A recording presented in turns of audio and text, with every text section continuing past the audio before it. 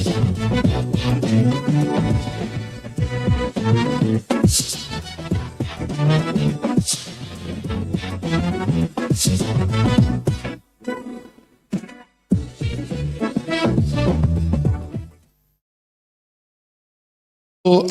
welcome to Political Platform. We are on RayPower FM, Africa Independent Television, AIT, and we are also on Political Platform on the YouTube channel, our YouTube channel. I'm Okiri Agbonsuremi, always glad that you're here to take the stories we have for you, the analysis, and as usual, we will say it the way we see it and harvest from your comments when you send us your mails. Thank you so much again for joining us on the program. Governor Sim Fubara of Rivers State has withdrawn from the gubernatorial race in the state ahead of today's APC primaries for governors, governorship hopefuls in this across Nigeria. Credible reports say both Fubara and businessman Toye Cole were pressured to step down yesterday. It is not clear if his withdrawal will resolve the political crisis in the state, because what we are here is that Alabu Dakorinama George Kelly and House of Representatives member Kingsley Chinda, a favorite of the FCT minister Nyesom Wike, are not also true yet. We don't know if they were cleared or they were disqualified in the course of the earlier screening that happened. But as the pictures get clearer, then we'll be able to tell you what exactly is happening, particularly at the end of today's meeting.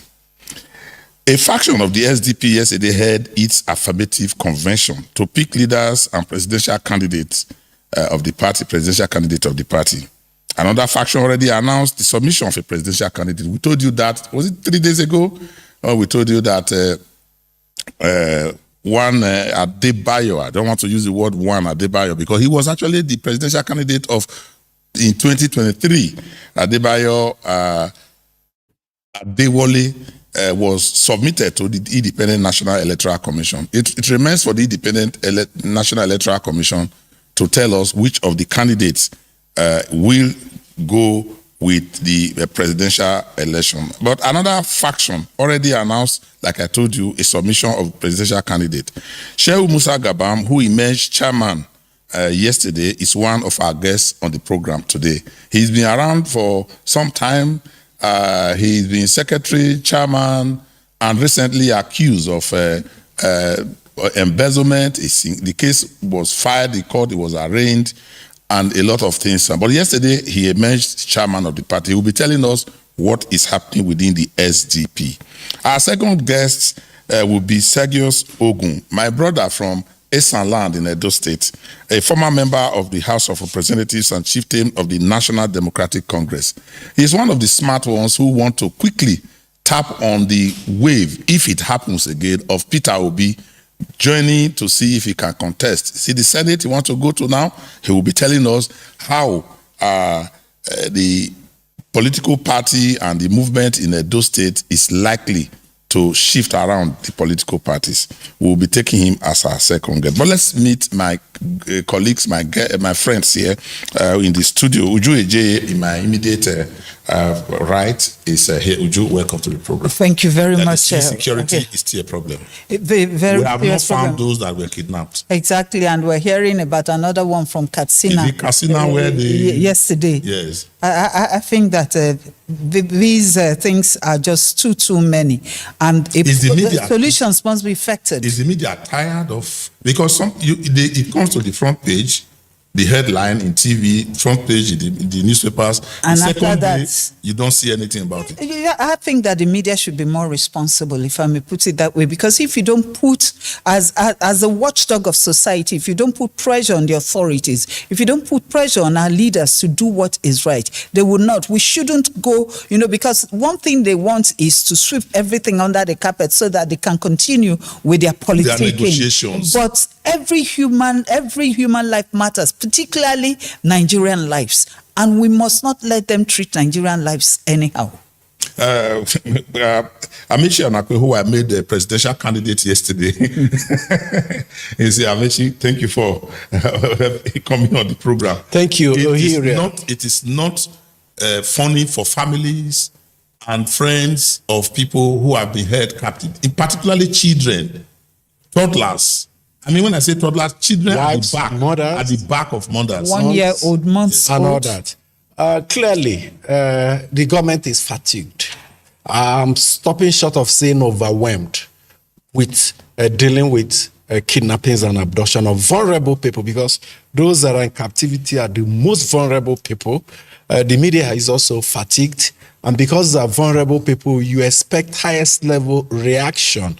I have not seen a worse situation. If this happens in US, the US president will not have sleep. With all the commanders, they will be in a war situation room on daily, minute by minute, monitoring and coordinating search and rescue. Do we have that in Nigeria? They are busy with other things. It tells you the priority they place on human lives.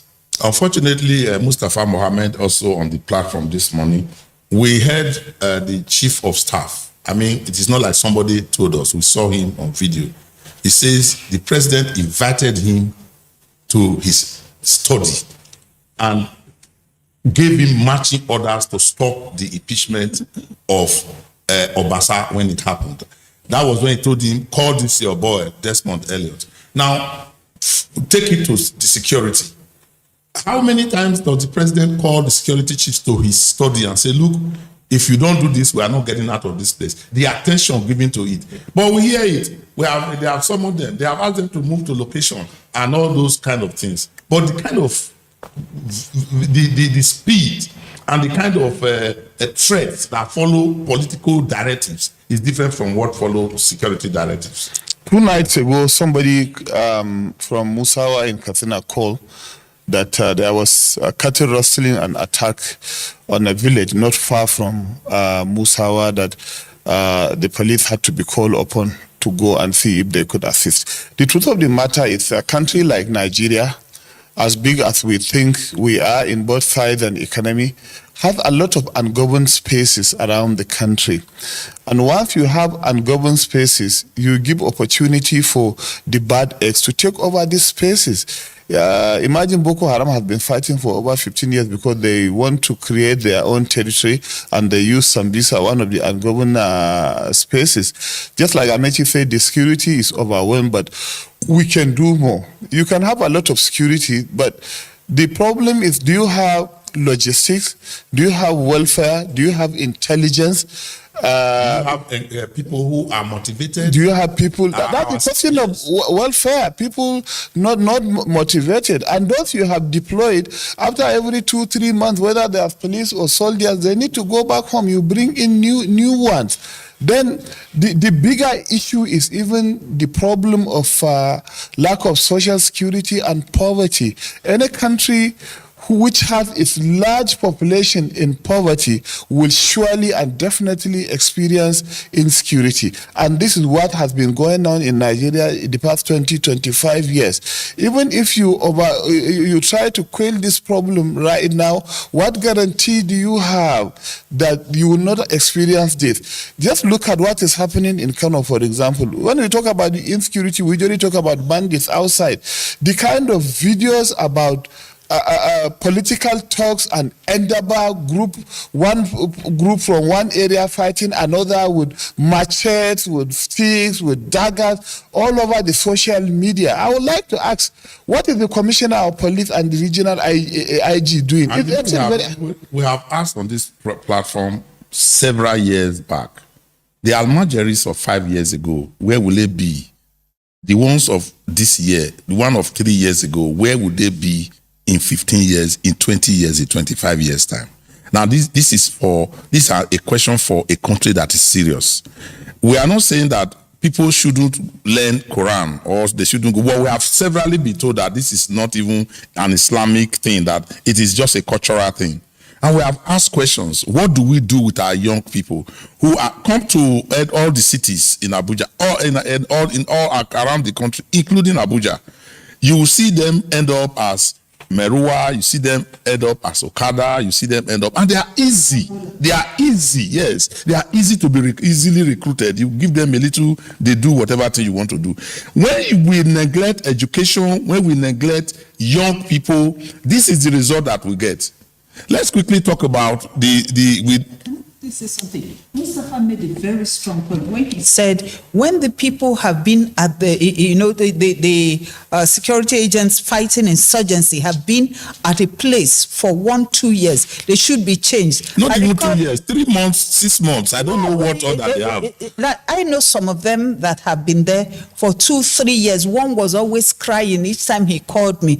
Mommy, I am tired. Every time I see horror, I've been here for over 2 years. I've been begging for them to change me so that I can go and rest and come back.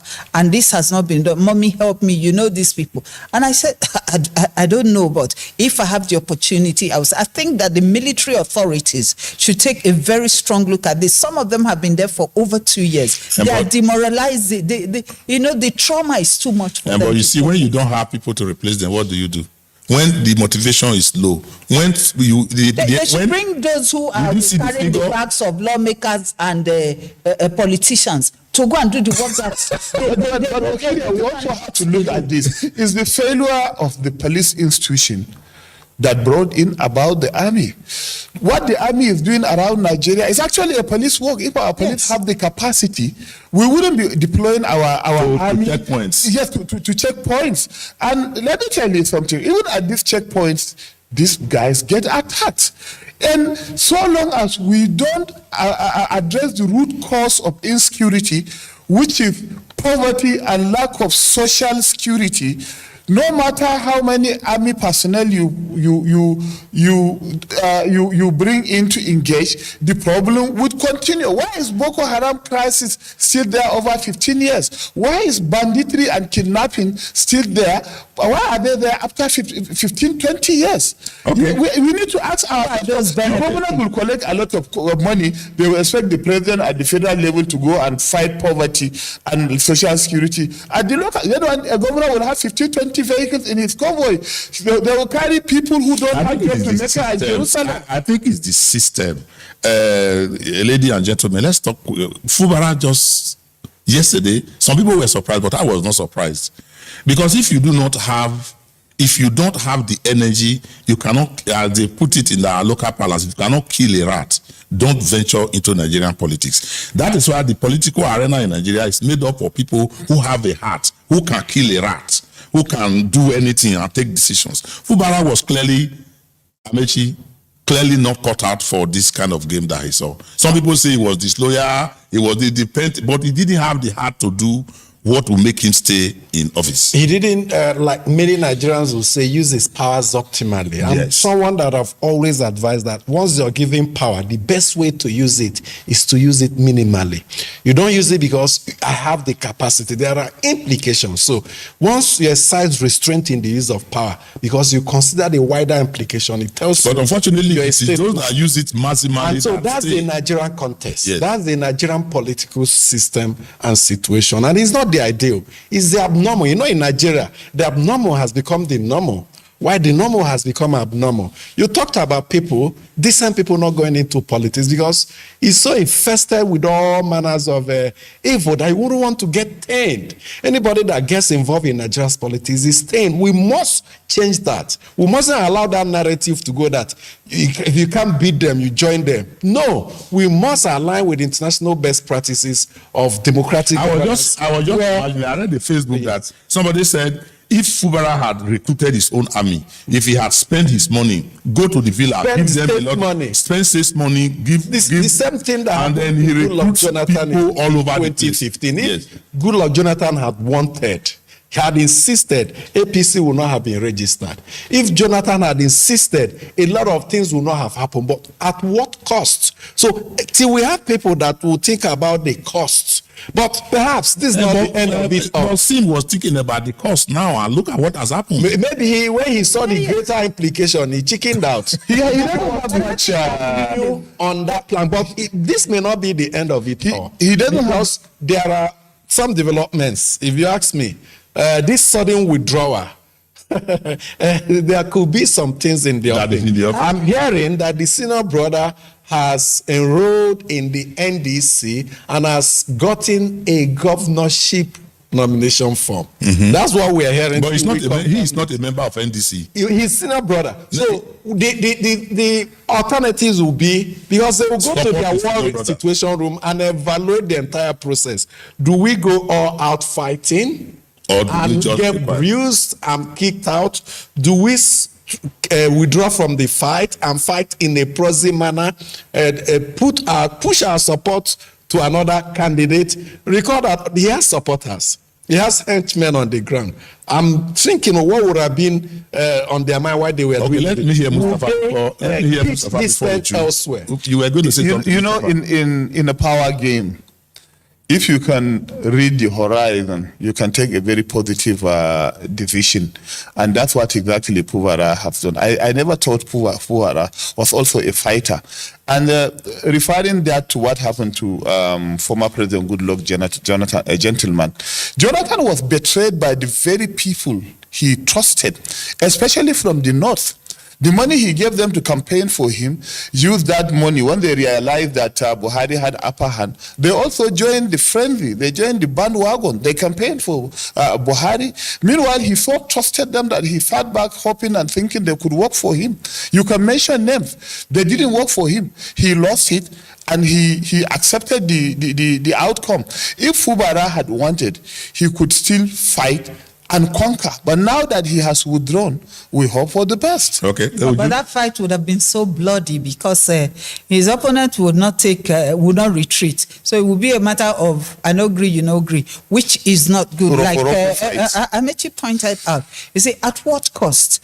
Fubara sat down, considered the cost. There are a whole lot of Rivers people who are on his side. If you recall, during at the initial stage of this crisis in Rivers State, a lot of them volunteered on their own to fight for him to just give us the permission. Let's go out there and do this thing. I know what some Ijaw boys in the creeks can do, but he told them no, that is not the right way. I want to work for the people of Rivers. He has made himself, even as young as he is, a statesman by this singular action. Let's hope that nothing negative comes with it, and you said that is what discourages good men from going into politics. But please, good men, don't be discouraged. Don't be discouraged, because look at where it has got us. We have thugs, we have all manners of people with very negative character, very negative bags in leadership in this country. We have to They have no conscience, no responsibility towards the people. They have no passion for the people of Nigeria, so they do anything and dare anybody. And they have made themselves so entrenched that they believe nobody can uproot them. But one day I know that there will be an implosion. One day I know that something will give and something good will still come out of Nigeria. All right. We will be watching what is happening. There are so many other political developments that we probably would have put our voice to this morning. But we have two separate guests waiting. We'll be taking the first one after this short break. We'll be taking Sergius Musa Gabam of the SDP, and we'll begin to take a look at what is happening within the SDP and whether it is possible for them to make the kind of SDP success that happened in 1993. You remember? I don't know how that goes, but let's take a break. When we come back, we'll be joined by Sergius Musa Gabam of the SDP. In the hallowed chambers where laws are forged and a nation's destiny is decided. This is your parliamentary program, Inside the Parliament on AIT. Voices rise, opinions clash, debates ignite. We cannot be apologetic in the discharge of our constitutional duties as lawmakers of the Federal Republic of Nigeria. peacefully and in accordance with law must shift to INEC. From the Senate to the House of Representatives, this is where policies are tested, laws are crafted, and authority is held to account. We spoke to some lawmakers on their opinions of the document presented by the president. Every motion, every argument carries the hopes of millions. We need more hospitals, more health clinics in communities so that they can effectively take care of the primary health need of our people. The questions are tough. The exchanges are intense. Mr. President, you can have your way, but I will have my say. You can use the gavel, and I will use my voice. And those who want the proviso are 55 in number. And so the proviso says. But who truly stands for the people? Who is driving the change that defines our tomorrow?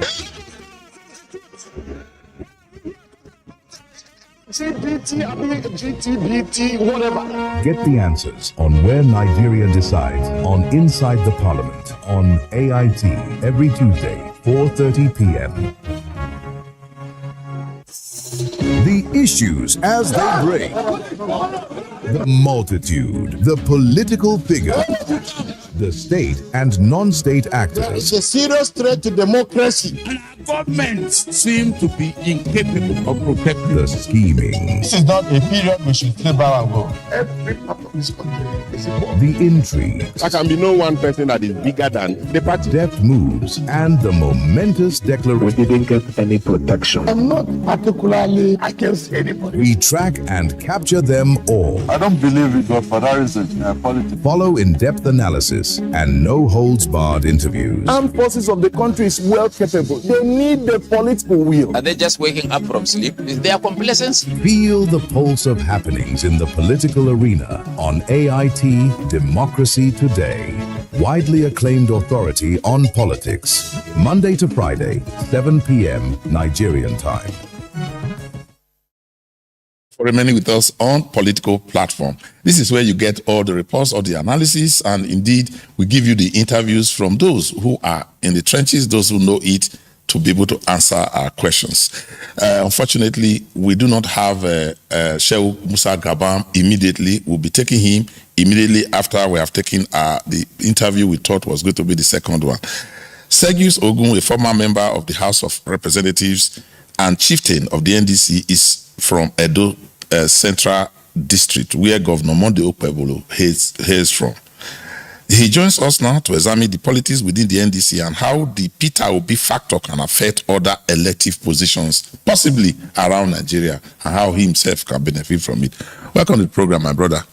Good morning. Thank you so much for joining us. Now, I know you moved from PDP to ADC. To Labour Party. To Labour Party, sorry. You followed Peter Obi to Labour. Wherever he goes, I go. That's what I wanted to find out, because from Labour Party you moved to ADC. Yes. When he moved to ADC, before you could say Obi, before you could say Obi, Shehu or Femi, he went into NDC, and here again we hear you are in NDC. Please confirm for us. I believe in Peter Obi, and for the simple reason that I believe in his ideologies. People say, people are okay now. You just explain now. You were in PDP, then LP, then ADC, then NDC. No ideology. Yeah, the parties don't have any ideologies, but the individual, Peter Obi, has.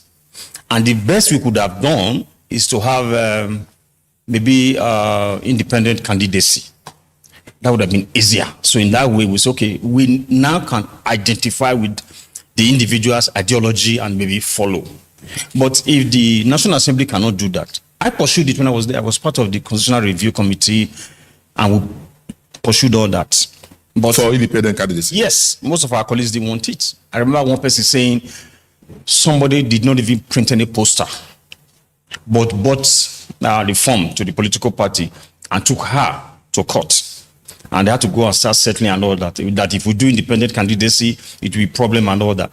But that was your experience. We are talking about the country. So that was the challenge with most of my colleagues. They are looking at their peculiar challenge. But look at the big country.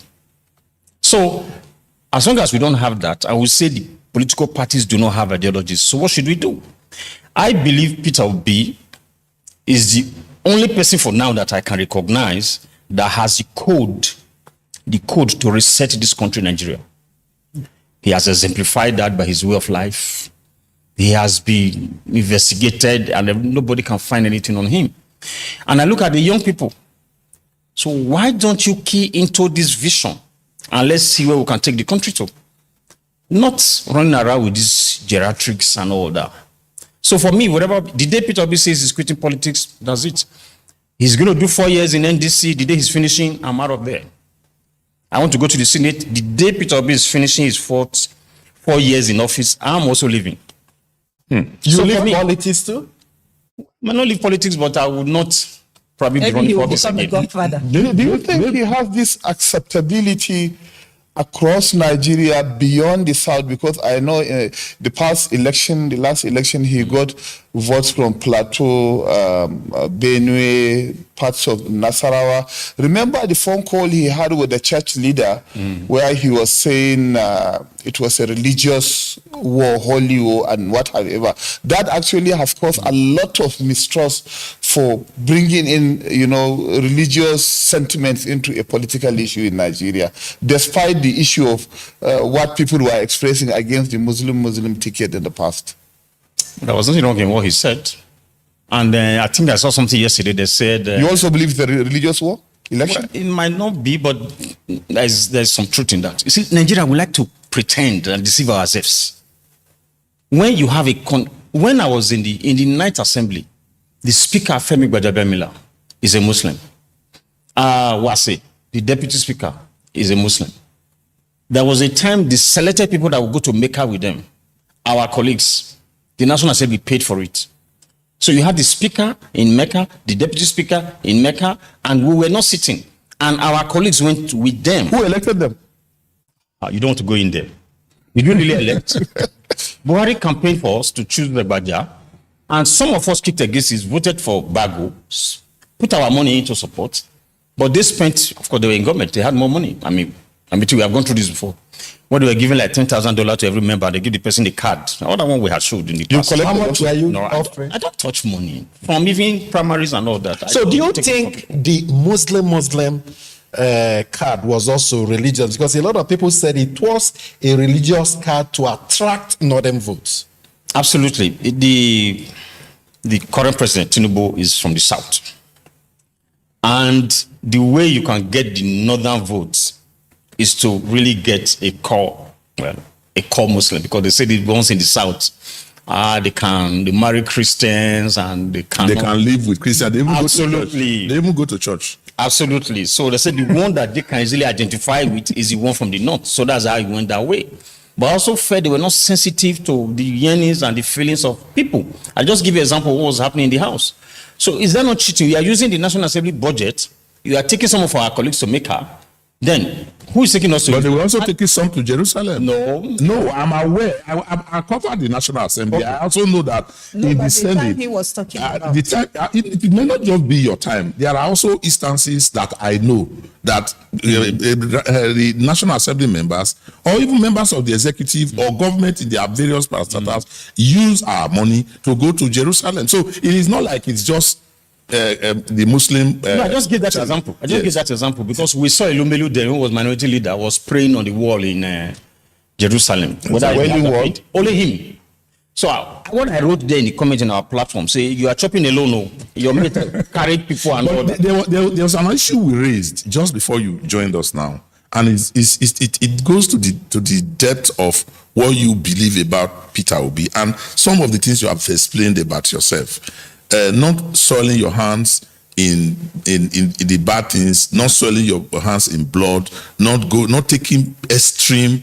Fubara was believed to be somebody in that kind of, and we said, how do we encourage good men to stay in politics? Because if we all are scared of politics the way Sim has run away now, no matter what you say about him, he had the opportunity, like Dr. Amechi said, to bring the heaven down in Port Harcourt, spend money, the state money, organize armed gangs, and there will be war. But he chose to just be peaceful. How do we make good people to remain in politics? They say evil thrives when good people keep quiet. That's what's happening. And that's why I urge the young people. This is your future you are playing with. I don't know if you have read the book, Why Nations Fail, by Daron Asemoglu. Everything he said in that book is what's happening today in Nigeria. Having the extractive institutions.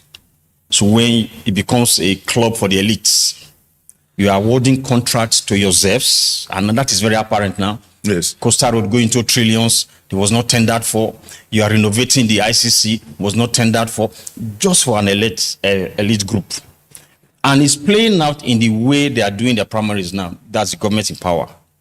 Building airports. This is the beginning. Building airports in the states that the ordinary person will not. This is the beginning. So if they succeed in having one party state, which means you must be in that elite club before you can qualify for anything. And the earlier the young people realize this and fight it, the better for everybody. There's a saying, who would bail the cat? Now we know that the situation is there. Often, we try to analyze, we try to enumerate these things. Well, how can we break this trend? How do we break? Because even the people you're talking about, by the time they finish and they're getting old, they pass to their children. So it's like, it's a continuation. But we need to break this thing because Nigeria is suffering. Nigerians are suffering. And the question Uju is asking is very, very pertinent. I will drive it home. We have a Peter Obi that believed that ADC was a platform that he could use. And unfortunately, there were some troubles within the ADC. He ran off, and everybody suggested or concluded that it would be better for all the opposition leaders to achieve what Uju is talking about, to break the genes. Let everybody have the opportunity. Even if we want to vote APC, let it be that it's our collective decision. If we want to change, let it be our collective decision. Now, the opposition is fragmented, and it is going to be an uphill task for a Peter Obi. I'm not saying it's not possible, but it's going to be an uphill task for him. Look at the arithmetic. Look at the candidates that are going to emerge. The votes will be split. How do we get what Uju is talking about? We will get there. Okay, let me even take it back. People have said, Peter Obi cannot stay somewhere and build. And what do you want him to build? I was in 2018, I was in Port Harcourt for the PDP convention. I mean, we had discussed it here before. I heard there was dollar rain. I said I was not taking a dime from anybody. I would put my conscience. Some of my colleagues collected from all major 5 candidates, and they left Port Harcourt with more than $10,000. Where I accommodated people and gave money to people that came from my state. You know how it is, to the delegates and all, not to vote, but just to accommodate them. But I could have collected from one of the aspirants to say, okay, let me cover my costs, but I didn't. So, because you have the means. What about those who don't have the means? Well, for this part of the country, we know how it is. So, if you expect that your aspirant, that the party will produce him as a candidate, so who are the delegates? Committed party members and leaders of the party. And then you're going to carry billions to pay them to produce you as a candidate that you will now project as a party that you expect Nigerians to vote for.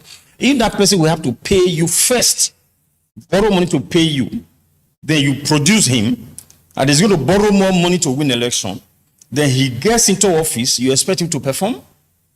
So when people say Peter Obi is moving and he's not staying in one place, I absolutely agree with him. He cannot put that kind of money down like others are doing to win an election. So from there, we'll go into what we are talking about now.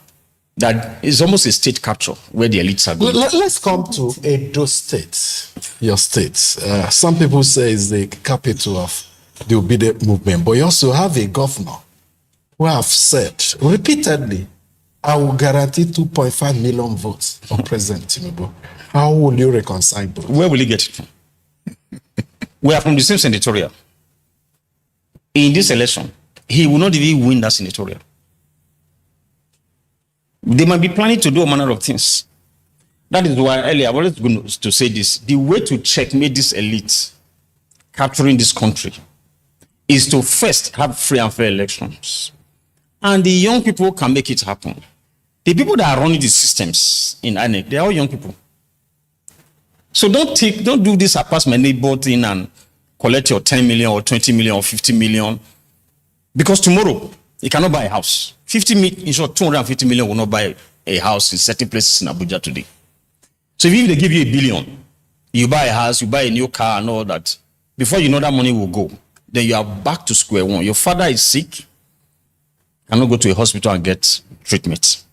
Yeah, you might be able to take your children to good schools, but how is that sustainable? What about members of your family? You have relatives. If you are married, you have in-laws. So how much can that money, how far can that money go? So that's why I say, if the young people will get up and do the right things, we will checkmate these people like yesterday. How many are they? But are you also aware that these young people do not know about some of the older men who have made sacrifices for this country? What they have been confronted with growing up now are these so-called corrupt politicians, nonchalant politicians. They don't know better. That's my point. They don't know better. They don't have good examples to copy. And so they may not even know some of these values that you're trying to espouse. I think they know. So why do you think Peter Obi is so popular? Because they can see the difference. With the organic followership, absolutely, it's drawn from people who believe or who are tired of what they have. For what they have heard. Yeah. I've heard people say, Peter Obi didn't make anybody. Show us the commissioners that said under him, advisors. Should he make people? With what resources? As a governor, he did not allocate one piece of land to himself.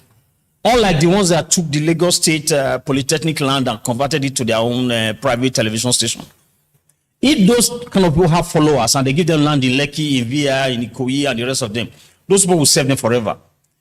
Peter Obi did not take for himself. And that's what he keeps saying. If the head is clean, nobody would dare do anything under him. Because they know they will go to jail if they try it. But is that what we have here today? Let me listen.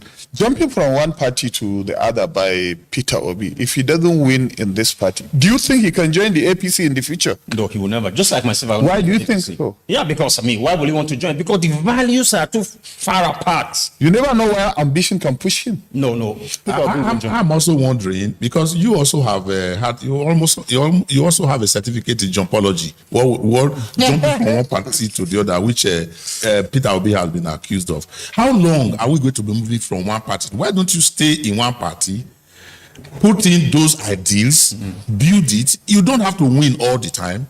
Stay there. That's what they accused Peter Obi of in leaving ADC, that he should have remained in that place, stay there, put his own ideas down, let the people over a period of time. It may not be, he might not be president now, but he can be president in the future. At what age will he be president? I was in the ADC.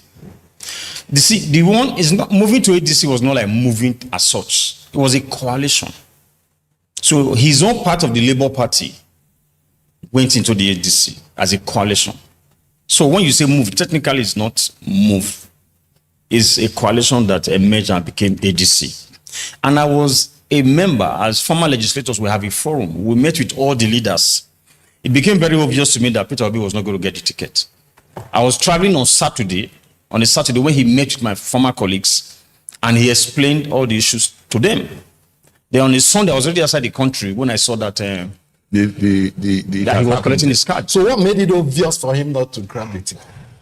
Well, he didn't want a contest. Okay. Because one of the accusations is that he wants soft grounds always. He just wants a place where he will be like the NDC now, where he's assured that you will get a ticket. Obi is not capable of staying in one place and contesting with his popularity. That is the accusation. You just used the word popularity. Before Obi picked his card in ADC, what was the membership strength?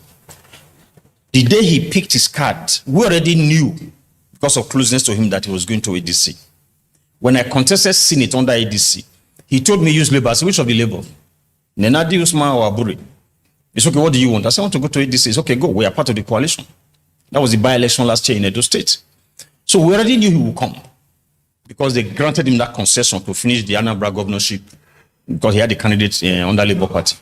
But by the time he picked his ticket in December, the ADC platform was crashing, the portal was crashing, people couldn't register anymore. Same thing happened. So why did he not wait? Are they not the same people that will run the primaries? If there were so many and they joined the ADC and they are going to run primaries by the members, why run away from ADC? Okay, this is the thing. Leadership determines really where you are going to. The leadership in ADC was already built for someone. That became very clear to some of us because we were now meeting them. And from their utterance, it became clear that they had someone else in mind. The membership we are talking about, most of them are young people that they said they didn't believe in that ADC will give Peter Obi ticket. But we said just go and register in the party. They said they don't want to stay in the party that will not give the man ticket. Some few registered, but many of them said no. If they give him ticket, we will register there. Just to add to what you were saying earlier, these young people, to let you know that they know the Labour Party at the 2023 presidential election. In my own unit, we had addressed the people a day before to say it's Labour. My leaders did that. I saw old women that I wasn't sure how they would vote. One of them asked her, how did you vote? She said she voted for PDP. I said, really? She now laughed and held my hand. That she voted for Labour. That the daughter that didn't leave her home, since she was in Lagos or Benin, called her to tell her to vote for Labour Party. And another one that should have voted for APC also told me the same thing. Say, your daughter called me. They don't live at home. Called me and told me how to vote. A colleague, a friend of mine, who were fellow aspirants in the senatorial election last year, he told me a lady, 2023, came to the polling unit, his own polling unit, in a different local government. I said, Ine, as in Ine is my child. Yeah. That they told me to vote for Abba Ine, as a Papa Mama Pikin. He said he didn't even know the Labour Party slogan or logo. So he now asked somebody, they said, Papa Mama Pikin, said on a Labour.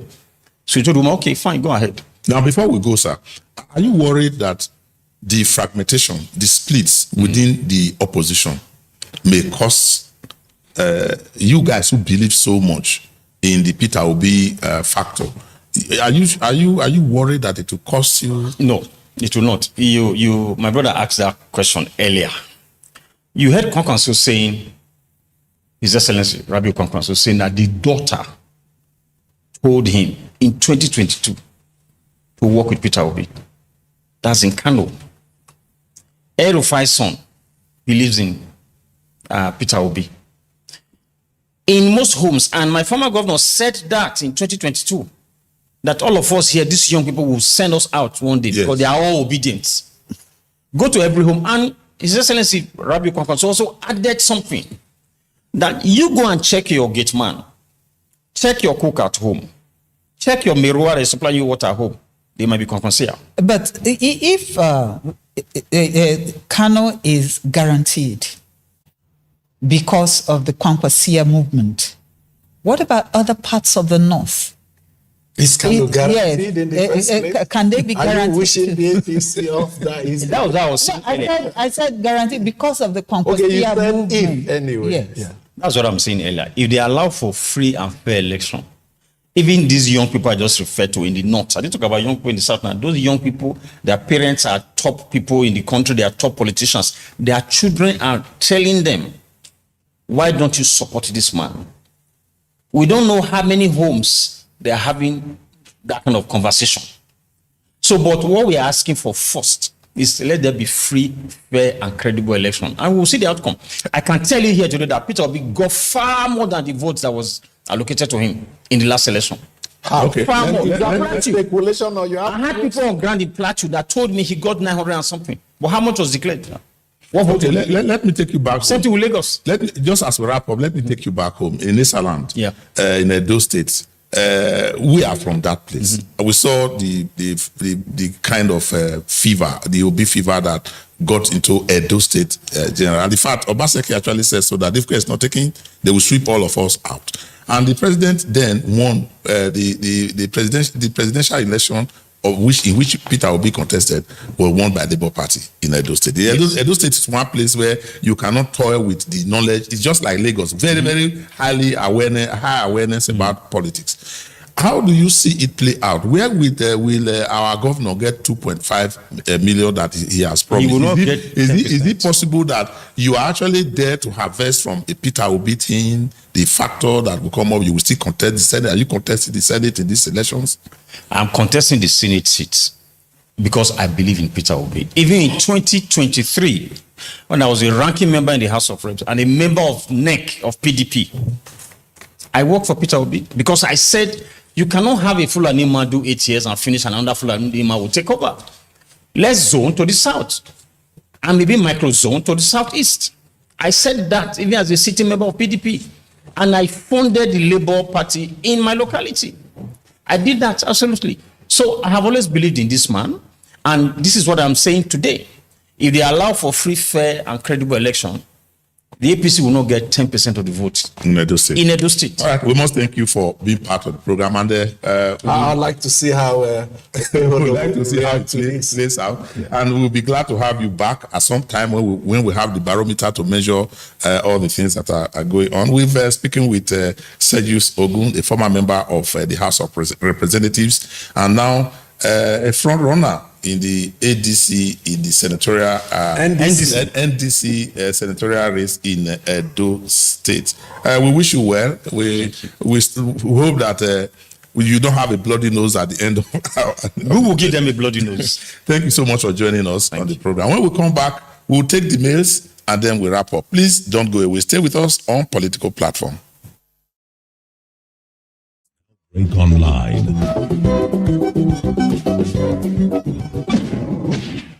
Don't miss anything from our real-time updates and exclusive content. Follow and participate in discussions on live TV studio programs to shape the narratives. Subscribe, engage, and share from AIT.live at AIT_online on X, AIT Online on Facebook, Official AIT Live on Instagram, TikTok, and Threads on YouTube. Stay connected with AIT on air, online, live. Welcome back to Political Platform. We'll be wrapping up shortly, but let's quickly take your mails, citizens' perspectives, where we take your views, we sit and size it, take your advice, and then the nation also hear what you have got to say. And we want to encourage you to keep your mails coming to us through politicalplatform@darkgroup.com. Would you? Let's fire. Anya Fiokuntia sent this one in from Songwater, Ogun State. He says, imagine a teacher killed, many still in captivity, yet we behave as if all is well. Even the Nigeria Union of Teachers is acting as if nothing happened. All the NUT could do, as seen in its circular, is to declare a 3-day fasting and prayer in school instead of declaring a total strike and protest against irresponsible government to wake up and rescue their colleagues and students in captivity. Even the government and President Tinubu, who swore an oath of office to protect life and property, is busy strategizing for 2027 election while human lives waste away. Most media houses are not bringing this to spotlight. Second one from Haruna Sylvester in Lokoja. It says, religious inclination plays central role in Nigeria's political terrain, and it draws both local and international attention to Nigeria. Do we care to ask ourselves why presidential Muslim ticket became paramount in 2023 general election in a multi-religious country, Nigeria? Did that portray unity of Nigeria as they want to make us believe? Those who think they hold the yam and the knife pushed it through, and here we are. Until we look ourselves in the face and speak honest truths to one another, we will not have honest results.